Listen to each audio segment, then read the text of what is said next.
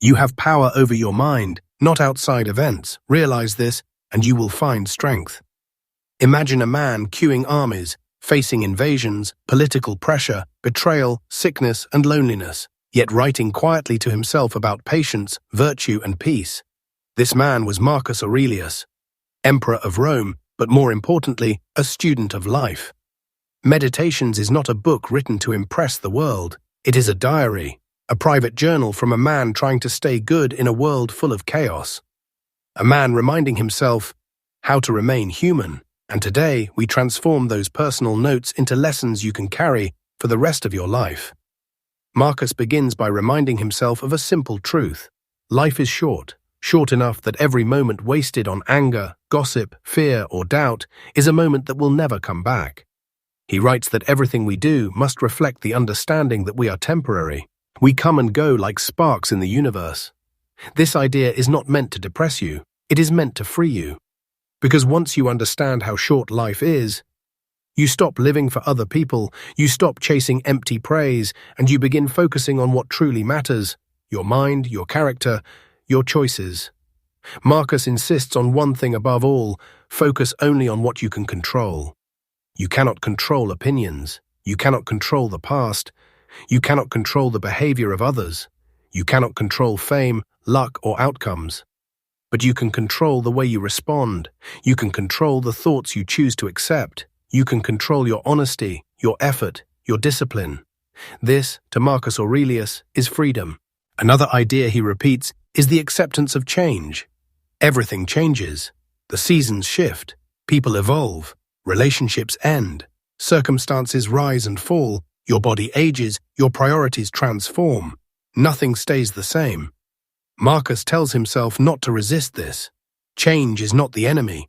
Change is the natural rhythm of life. To be alive is to flow, not freeze. He writes, "Observe how everything transforms. Accept it. Welcome it." One of the most powerful themes is the discipline of thought. Marcus warns himself that the mind becomes chaotic when we let unnecessary thoughts enter. Anger, jealousy, overthinking, fear of the future, regret from the past, the desire to impress others, the anxiety of comparing ourselves. He trains himself to cut these thoughts at the root. Because a peaceful life begins with a peaceful mind. He reminds himself, the soul becomes dyed with the color of its thoughts. So choose your thoughts wisely. Guard your mind like a fortress. Marcus also speaks about humility. Even though he ruled an empire, he tells himself, fame means nothing. Praise disappears. The world forgets even its greatest heroes. He writes to keep his ego small, his heart soft, and his actions honest. To Marcus, the value of a person is not measured by status, but by how consistently they act according to what is right. Virtue, honesty, discipline, justice, these are the true achievements. Everything else fades. He reflects deeply on suffering too. Pain is part of life. Loss is part of life. Difficulty is part of life. But emotional suffering is amplified by the stories we tell ourselves. Marcus believed that pain becomes heavier when we resist it, and lighter when we accept it as part of the human journey. He writes, if you cannot control what happens, control how you respond to what happens. Suffering becomes a teacher, a sculptor of character, a test of resilience. Another essential lesson is living according to nature. To Marcus, humans are social beings meant to help, not harm. To understand, not judge. To cooperate, not compete obsessively. When people treat you poorly, Marcus says, don't fall to their level. People act from their own fears, ignorance, or confusion. Respond with calmness, not weakness, but clarity. He writes, the best revenge is not to be like them. Simplicity is another pillar of his wisdom. Marcus warns himself to avoid unnecessary desires, emotional drama, the hunger for luxury, the craving for recognition. The simpler life becomes, the more space we create for peace. He encourages focusing on what truly matters, your purpose, your values, your growth. Simplicity is freedom. Clarity is strength. Discipline is happiness. Marcus speaks often about detachment from results. You can work perfectly. You can act with excellence. You can give your best. But the outcome is not always yours to control. Your job is effort. The universe handles the rest. By releasing the need for specific results, you gain tranquility. Marcus reminds himself, do what is right. Let others talk. Death is a theme he approaches with surprising calmness. To Marcus, death is not the enemy.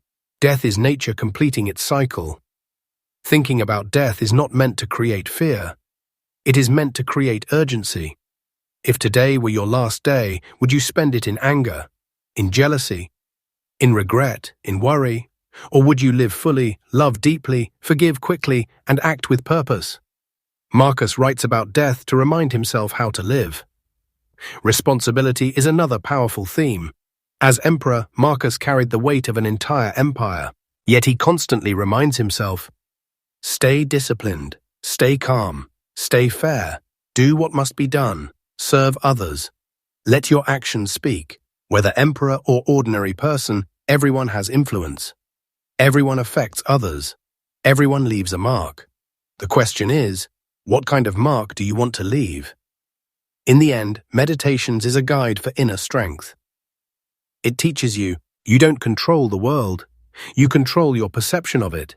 You can choose discipline. You can choose clarity. You can choose kindness. You can choose purpose. You can choose peace. Not once, but moment by moment by moment. This is the Stoic path. This is the Emperor's wisdom.